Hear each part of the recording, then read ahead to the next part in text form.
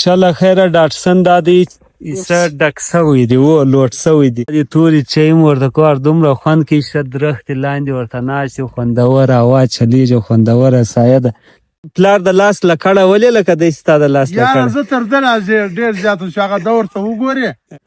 السلام علیکم. د برشور دره په غرو کې ګرځېدو وروسته چې راغلم نو اکا مې باغ لاټ کړی و او ډاټسن کې سیبان ایښتي وو. د ونې لاندې خلک ناست وو. د دوی سره مې پوښتنه وکړه چې اکا مې څه سولو نو راته ویل چې هغه خو ولاړی ویده سولو. تورې چای دوی کولې نو ما هم یو پیاله چای ورسره وکړلې. دومره خوند کوي ښه درختې لاندې ورته ناست یو خوندوره هوا چلیږي خوندوره سایه ده. حاجي ته څنګه ستی کلی خو ماته ډېر زیات خوند راکړ. موږ ته هم خوند راکوي مشکې ناست یو خوند راکوي یو ځل تلای ګسه زړه دې غواړي چې واره واره ځم ووځم یوارې وخت به وځو خامخا به ووه شاید څه به کړی جنګونه نه مه کوه نو اوس یو ساعت چای کوو اکا به مې هم راشي بس بیا انشاءالله زه دا سیبونه ګاډۍ لوړ ده وځو چې ګوره چیرې وځو په لارې خو یو لس ځایه درېدلی دي چې بیا څو ځایه ودرېږي. دلته مې یو زرغونه ونه ولیدله چې یو چا لاندې اور ورته لګولی و لار سوځلې وله.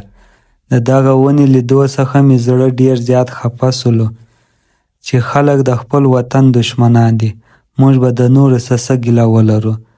دغه ونې چې ولاړې دي نو بارانونه به پکېږي خو خلک ټوله د دې دشمن دي او ټوله غرونه یې سپېره واړول.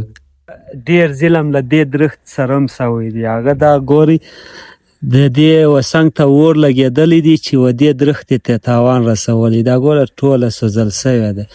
دا درخت 100 کاله کېږي دومره د دې ایج دی او ځینې خلک راولاړ شي د یو 100 سکنډ لپاره اور ولګي او بیا د قسم درخت ته تاوان ور ورسي. دا ډیر غلط کار دی. د کشنیانو کار دی. کشنیانو کار دی. د کشنیانو کار دی. لوی سړی خو باید دا رقم کار نه کوي. اوس کشنیانو سره بیا دا سوچ نشته چې درخت اور ځي یا تاوان ځي. خیر وم د علاقه وطن کې چې یو درخت ولاړې په کار دی د هغې حفاظت وشي. د علاقې ښایستوالی اصلتوب خو دا دی چې شنه درخته کې ولاړی هغه مځکه خلک آباده بولي چې یو درخته پرې چې نه نو هغه خو ویرانه علاقه یې وروره دشت دی. بالکل هغه څوک څه کوي.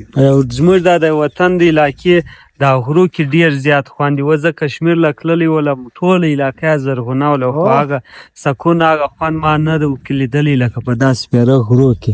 نو دلته چار درخته ولاړې په کار دی د علاقې خلک هغه د دې ځنګلات کچیش هغو کې حفاظت نه کوي په کار دی د علاقې خلک د دې حفاظت.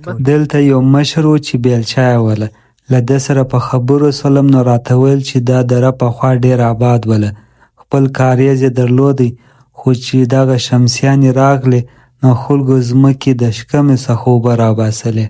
اوس نه بارانونه سته نه آبادي سته خلک ډېر پریشانه دي. موږ 10 کاله مخکې هم خوشحالي لیدلې وه له هغه له وجې وطن مې پرېږدي د بل په وطن کې به مې مزدوري کوله. اوس زما په خیال دغه ورځې بیا راته ګوري. زوی ګران یې؟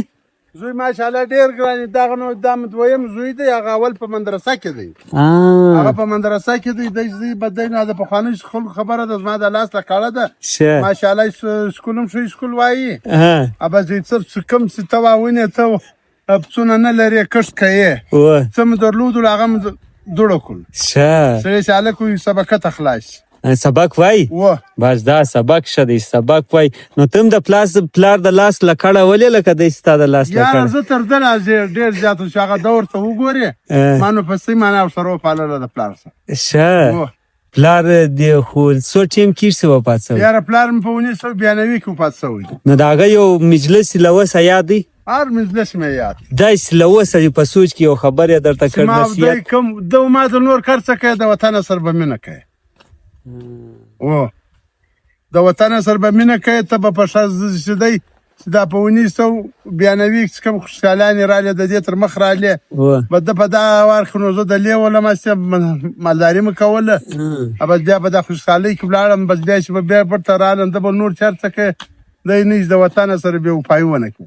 دا د خوشحالي څخه مخکې دا وطن آباد ولو په دونې وي دا د انګورو باغ دا اوس مشکې ولاړ نه دا چې وبه دا کې مطلب نسوار دا سوزبر موږ کاوي دغه کوم چې بالا یړه ته وختل دا د غره لمن دا غټ تانو سبیا تر او د غره ترونو پر داګه د انګورو ما چې وبه بیا اوس غلولې دا ګرد علاقه به راوله هغه ټیم کې دا باغونه په څه شو بول په کاریز هغه ټیم کې کاریز موږ ناور مطلب طالب موږ دوه وار رایله کاوي مازیګر به مو تاړي سار به رایله کې سار به مو تاړي ماپشن به رایله او شکر وړي بیا وطن وښ سو خوشحالي سو بس موږ سو په سو غیر فکسس وس برته برمیو دا بس ورنو دا برمو سیستم صحیح او کاریز و شکر دې زموږ کاریز اوس هم ښه دی خدا دې چې زموږ د ناوستۍ څه زموږ کاریز بند دی مطلب اوبه په باجیري کې روان دي چې اگر اخلاص برته کاریز بالا برته انشاءالله هغه ترا کني چې دا هغه درېم دویم حصہ بالکل دی